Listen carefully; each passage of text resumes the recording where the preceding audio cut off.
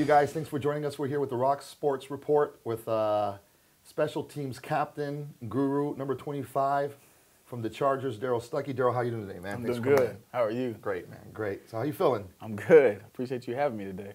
Hey, let's get right into it. Congratulations on making team captain for the Chargers. Tell me how that feels and why do you think you were chosen to be captain? I think in my life, it's always been a goal. You're always working and striving towards something, especially when you're on a team. And I think especially being in the NFL, like your biggest admiration is from your team.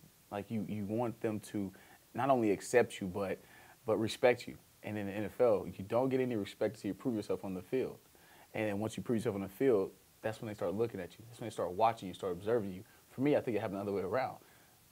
I was observed as soon as you walked in because everybody knew what I stood for. Everybody could see that I was maybe a little bit different. This energetic guy, hyper, nice, very caring guy walking around. Like, this guy may be too happy to be a good football player.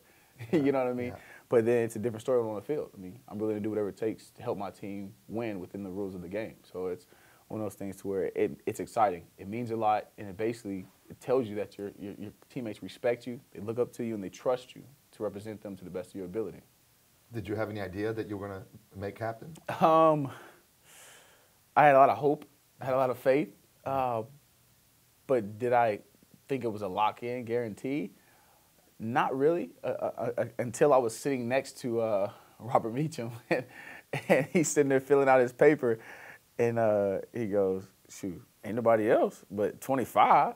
Explain to us, what's the process of making team captain? The process of making team captain, we go through the entire training camp. And when we go through the training camp, at the conclusion of it, after the final cut is made, which is a tough day, the team comes in, and you start going through that first week of preparations for the first game. And that Thursday or Friday, during a team meeting, they pass out sheets of paper. It has two offensive players, a line for two offensive players, a line for two defensive players, and a line for one special teams player that will represent the team as a captain. And based on the players' votes, so they write in the name or number of the player they think, and the coaches tally them up, and they report back to us who got the most votes. So it's strictly the team picks strictly the team. I did not know that. So it's strictly the players. So that's what it means so much, when your players can look up to you and trust you with that. And a lot of it goes into it in the NFL, I believe. I mean, I like to believe that usually the player that they pick is usually a player that they expect to be a big contributor in that part or that aspect of the game, and that has a lot of respect and a lot of poise, and as a leader for that unit also. So a lot goes into it.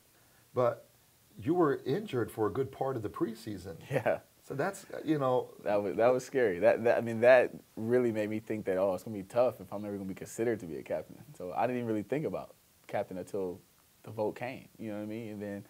And it was a scary thing. I mean, anytime you got to deal with a concussion in life, I mean, it's tough. Because if it's not treated the correct way, then it can linger. And if it lingers, then it can pose damages in the future. But as long as you let it heal, in which they did, we took the proper precautions. There's no real test to really know for sure if the symptoms are, unless you just look at the symptoms. The symptoms are the only thing that tell you whether it's still there or not. So we waited till all the symptoms were gone, and I got back out there and was able to get back into the groove of things, and it felt pretty good. So yeah, it was a scary thing. So I was out there for the first game, the preseason game, and had a big impact in that one game in the quarter or the half I played, and helped cause a turnover right there, the first kickoff that set the tone for like the rest of our preseason. So, and I think the players really were very fond of that, and my work ethic in practice speaks volumes.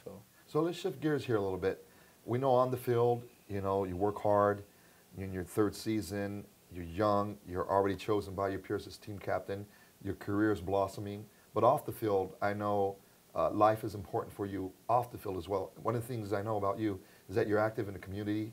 You're active within your church. Share with us why you're so active in the community. I think in life, to be very good at something, you have to have balance. And I think if you are a person who gives your all into your work, into what you do for living, you have to find something to balance in that, to give back and not just take in. You know what I mean? Because, I mean, you may be blessed with, so like I'm blessed with a lot, with a platform to grab an audience, to grab the attention of of so many people around the world. But what am I going to do once I have their attention? Eventually, they're going to lose interest in just me playing football because there's going to be a time where I can't play football anymore. So how can you influence people around you? How can you impact the people around you and make their life different, not just because of football, but because of just your presence or your reflection of what you live for on them? Yeah. Tell me a little bit about the shoe drive you guys did last week and how you saw that impact some kids that probably don't get new shoes that often. Man, it was awesome. The Chargers annual back to school shoe giveaway, it was amazing because being in that position to share that moment with those kids. We had 4 different locations, and there was over 200 kids that came through each location. Yeah. Speaking of kids, right? Speaking of kids, we know that you and your wife will be expecting a child. Yes, we will. And share with me kind of how you're feeling right now, how your wife is feeling, and just that part of your life. It's a blessing. To have kids is a blessing that God gives us. It's a life that's a part of you forever. You know what I mean? And it's something that you have control over, directing them in the right direction in the way which they may go, so they may not stray. Yeah. And because the world is so much out there, but it's your responsibility to make sure this kid is well taken care of and is nurtured. So obviously, faith is important in your life. Yes. Darrell, as I hear you speak, what role does faith play in your life? Faith is my core. I would say it's the core of my life. If you don't have something that's steady in your life, something that you can hold on to no matter what goes on, whether good or bad, then what are you living for? Then how can you make it in and out of whatever circumstances you're in if your life is based on circumstances? If you're based on faith, you're not worried about the circumstances because no matter what you are, you're going to stay grounded in what you believe. So if someone's hearing this and they know Darrell Stuckey is a pro NFL player, Darrell Stuckey is a special teams team captain, and Darrell Stuckey is a baller, but they just found out that Darrell Stuckey also has faith in Jesus Christ, what would you encourage that person hearing you to kind of, what would be your encouragement for them? What would you like to say to them? That if you don't stand for something, you'll fall for anything.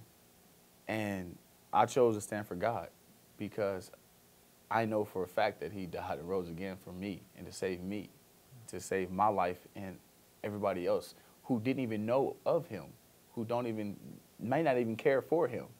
But he didn't do it because he wanted to get the credit. He didn't do it because he thought it would be cool. He did it because he cared so much. He loved so much. And if us as individuals could share that love to each other and get to know God for ourselves, because it's not about the denomination. That's not going to save you. It's not going to protect you. It's not going to make you a better person. It's about the relationship itself and modeling yourself after Jesus Christ. Great chatting with you, Darrell, and looking forward to chatting with you next week and talking about a Charger victory. Yes, sir. All right, Great to have brother. you.